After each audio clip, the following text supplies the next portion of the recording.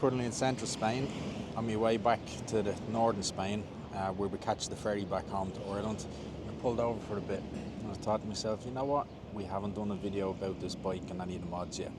So this one's the top 3 mods I would recommend on your African Twin adventure sport. First one, cheap as chips, easy to install, is your foot enlarger, your Footstand. Wherever you're going to be pulling into gravel, into particularly if you're camping around sites, just do it. It costs 10, 15, maybe 20 euros, but it's a must-have. Get it done. Second up, for anyone that knows this name, it's Barkbusters. Super premium quality stuff, easy to install, and not only does it give the protection from the levers if the bike goes over, which it will, you will drop your bike. There's also a multitude of different colours and different types of plastics. These are the Stormers that are wider for bigger protection on the hands.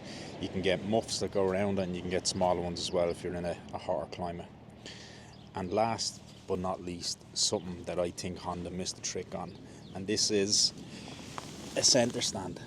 If you're doing any sort of maintenance on your bike, or even just cleaning and oiling your chain, this is a definite. We won't mention punctures, but ideal if you need to get the bike off the ground as well. So the centre stand, as I said, not cheap, but a definite. That's my top 3 mods for the African Twin adventure sport. Peace out.